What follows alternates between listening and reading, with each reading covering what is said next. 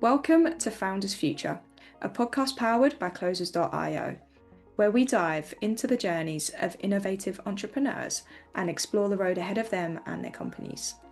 I'm your host, Olivia Salmons, and in each episode we'll uncover the stories behind impactful ventures, the challenges faced along the way, and the strategies driving their future growth.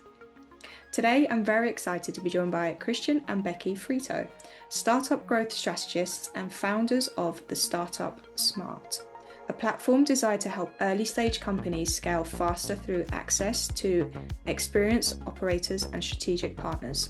Through Startup Smart, they focus on connecting founders with the expertise and operational support they need to scale their companies more effectively and avoid the common pitfalls many startups face in those early stages.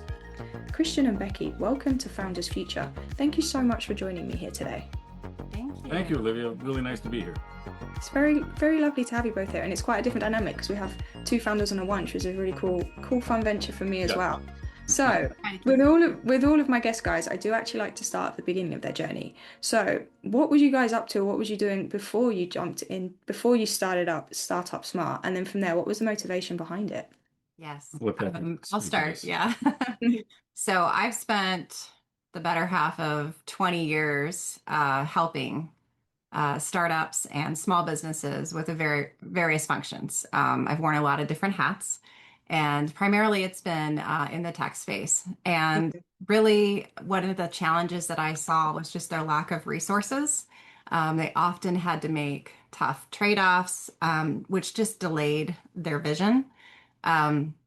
So at the end of 2024, like a lot of people, I feel like recently can relate to this. I was one of those trade-offs. The company I was working for needed to make some cuts, understandably so, just couldn't hit the funding, get the funding that they needed. And since I was a full-time, salaried high-level employee, they were letting go of a lot of people, right? So we see that. And so that's when I took a beat, and I was thinking about just all of my experience, and I really felt called to start Startup Smart and help bridge that gap and enable these startup founders that often have this struggle to be able to bring in the experts that they need when and how they need them. Yeah, beautiful. So you've very much been in the trenches, so you know that experience, you know what it's like. And now obviously with your own startup, you're very much in the trenches and know exactly what they must be experiencing as well. And then Christian, what dynamic do you bring to the table? Yeah. Mostly, I have a sales and business development background. Grew up around small business. My grandfather ran a commercial printing company. My dad eventually took that over, and I think that was actually my first full-time job, where also first kind of dipped my toe in the pool in sales a little bit. Nice. And then, eventually I ended up working at an engineering consulting company doing business development for them. I did that for a few years, and that gave way to an opportunity that was related in capital equipment. The engineering consulting firm did a lot with food and pharmaceutical companies. So I moved into a capital equipment opportunity in that space and did that for a number of years. And then after that, obviously, I ran a wood shop for a decade because that's That was the the natural natural growth. progression of I events. see it. Yeah. And then we moved up here, and my wood shop remains in North Carolina, which is where we were previously, and we're working on actually trying to get our stuff back up here. But so as she got the idea to start this company, I thought, well, I could probably, jump in and help you on the sales, business development, marketing Yeah. side of it. Yeah. With that experience. I needed the help. Yeah, Here I am. beautiful. Yeah. It's nice that you bring that nice, you can have both very different backgrounds coming in, so you have a nice dynamic as well. Because like what I find with a lot of founders I speak to is they're often lacking in either like they're very good at what they do, but they do lack in that sales and marketing aspect too. If you haven't had any training or any experience, it can be like a very overwhelming position to jump into. So it's nice you guys have that support and you can really much lean on each other's experience moving forward. And I suppose where did the idea blossom from? Like what was the motivation behind starting up the new venture? I think honestly, I had started thinking about being a fractional myself. I'm definitely seeing a lot of that on LinkedIn and within my own network. And because I've worn a lot of different hats, I was kind of like, well, how do I market myself? I'm a generalist, am I a specialist in this area? And then it got me thinking a little bit more like, well, actually, I have built a tremendous network of wonderful people that I've worked with or been adjacent to for the last 20 years. Why don't I just create this network of people that are interested in this type of work? Um, so that's actually kind of how it started. Yeah. Nice. I like that a lot. And did you even have like a little bit of an inkling to be an entrepreneur, or is that just something that progressed for both of you as you went through it? So, like Christian, I grew up with entrepreneurs in my family, and Okay. so I've been around it. But I honestly, I mean, full disclosure, I never wanted to run my own No, business. I thought hated the idea. it was too scary Yeah. to. I just wanted like that Yeah. stable 9 to 5, job with the benefits and everything. Yeah. So it's definitely taken me out of my comfort zone. But honestly, it's been amazing. I, yeah, I'm excited about what we're building, and I can Cool. see once you get bit with that entrepreneur bug, how it's really hard to go back Yeah. to Yeah, traditional.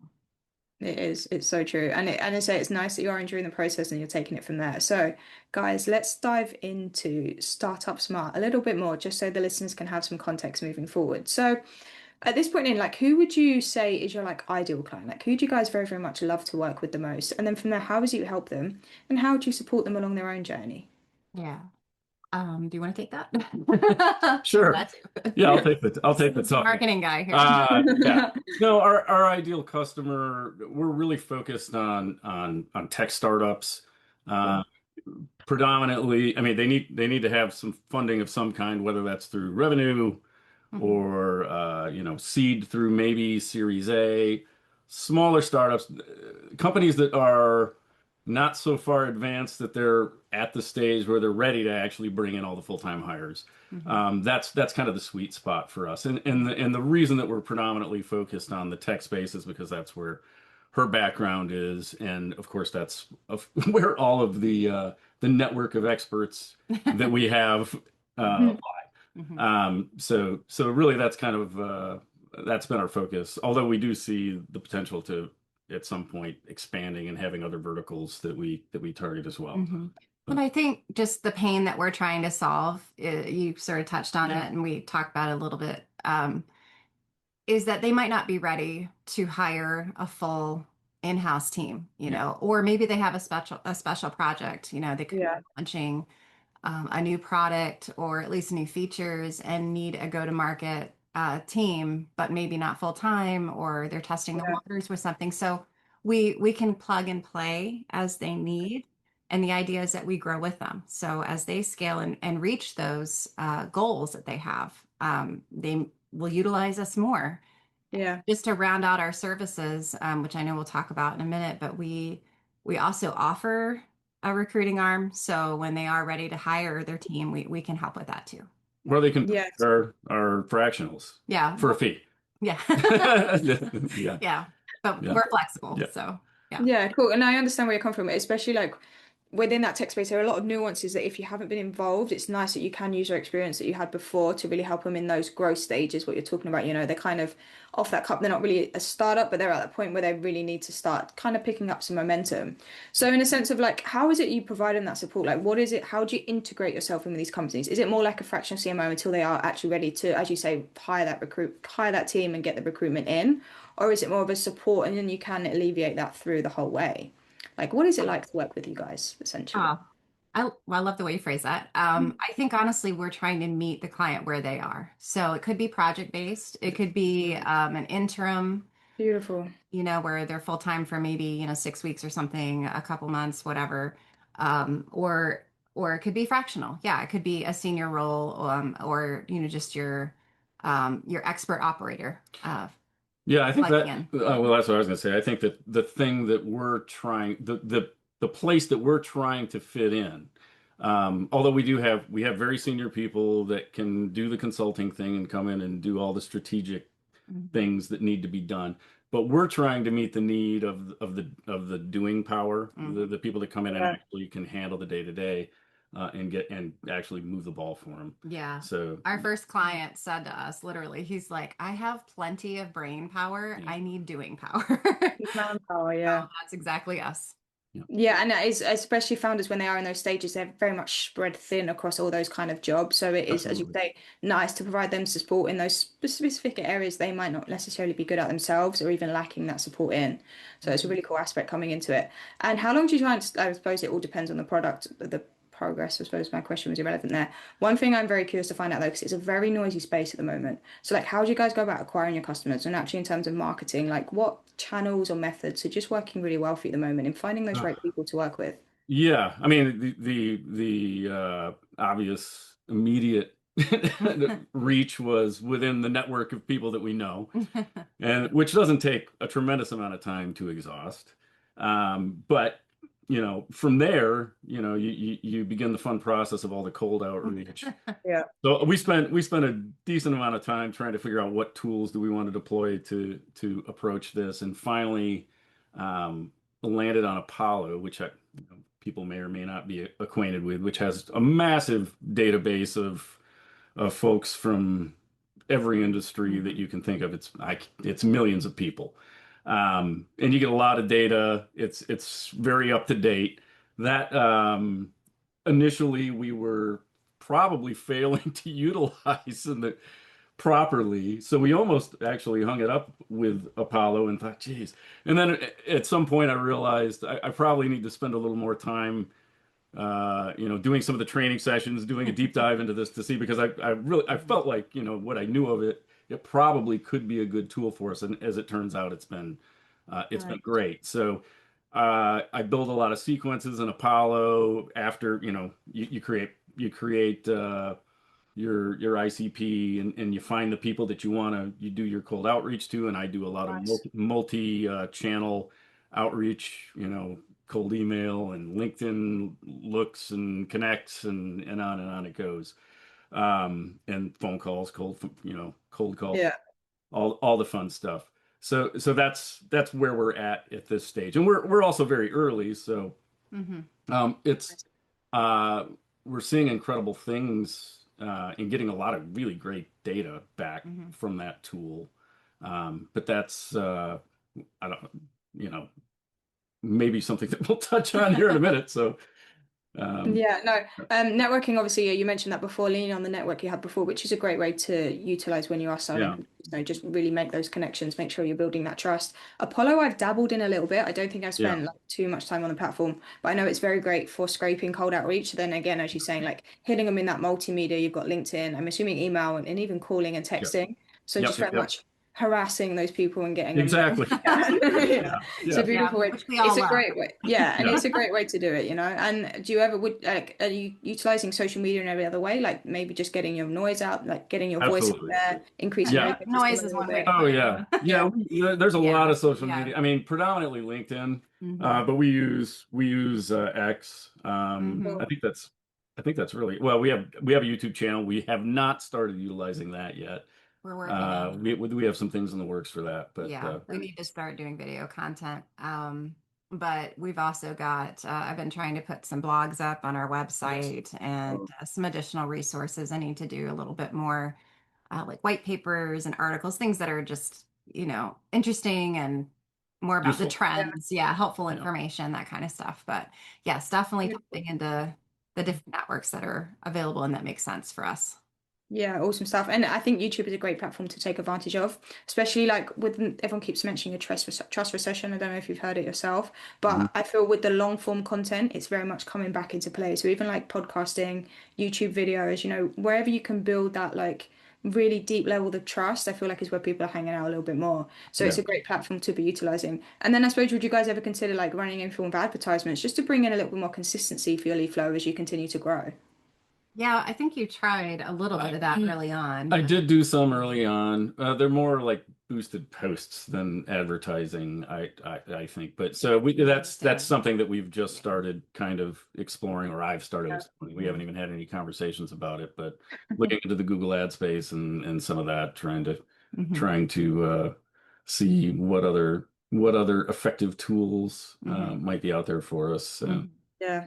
beautiful. They're just a great way to grow and increase your ecosystem. Like especially in a consistent way, which is what you're looking for when you are trying to grow and develop that process that you're looking for.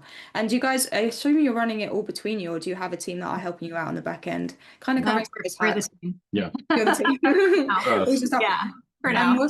what's the dynamic like? I suppose this is the first time you guys have actually worked together as well as lived together. Well, because he had his own business before, I mean, there were some aspects that I would sort of dabble in a little Yeah. bit for him. Cool. And of course, he's always been a great sounding board and my champion and Love that. working with the stuff that or just the stuff that I was working with the different startups. So I feel like, we're pretty solid and it's been good most of Yeah, the it's time. good most of the time. Yeah, we definitely have all those, yeah, all of those moments where we get after each other just like anybody in this situation. I mean, regardless of whether it might even be a little more so since we're spouses. Yeah. Yeah. But My Probably true. my It's a little less my intense than yeah, probably My should. yeah, my parents ran their own business together. I know the dynamic, it can get a little bit tensional for sometimes, especially when yeah, you can't escape from each other, when you're working all day together and then you go yes, home and you're Yeah. still there. You're like, yeah, are we still here now? Can we move on and get on with the yeah, next yeah, one? yeah, yeah, Yep, So I yeah. understand it can exactly. cause things to go up and down, but it's nice you have each other's support. It's nice that you've obviously had that experience beforehand as well. So it's just a smooth dynamic as you get through it, and I'm sure everything will be amazing. And I suppose when you think, like, what are your ambitions or your visions for the company moving forward? Like, when you think of maybe the next 6 to 12 months, like, what are those goals or the targets that you guys are looking forward to achieving? Yeah. Well, yeah, from a client perspective, from a sales perspective, we're I think positioned to where we could realistically um, get 4 to 6 of our operators billable 25-30% of the time by the Okay. end of the year. That's kind of the objective. Um, and I think on the operator side, she's continuing to grow the network, and hmm we're at what, 20 now, roughly? 20, and I have a pretty big stretch goal trying to get 100 in network by the Yeah. end of the year. And I think it's possible. That's not necessarily super hard, but I'm being pretty picky. So I think that our part of what our competitive advantage is, we're not just a freelance marketplace. I'm already going ahead and doing the vetting and Okay. getting all the rates and agreements and everything lined up so that if a startup comes to us and says, we need someone next week in this expertise, I can say, we got you. And Yeah. we plug them in and there's no wait time, really, other than just scoping out what their needs are. And ideally, with the operators, at least at this stage, we've been able to keep it really close knit so that everybody's either somebody that's worked directly with us or maybe A somebody referral that's worked from with somebody that we've worked yeah, with. Yeah. That's the idea. We may have to deviate from that to a degree few. over time, but at this point, Yeah. that's what we're Most that's what we're most trying of to them do. are, but yeah, I Yeah. do have a few that I've brought in that have been new contacts I've made, which Yeah. has been great.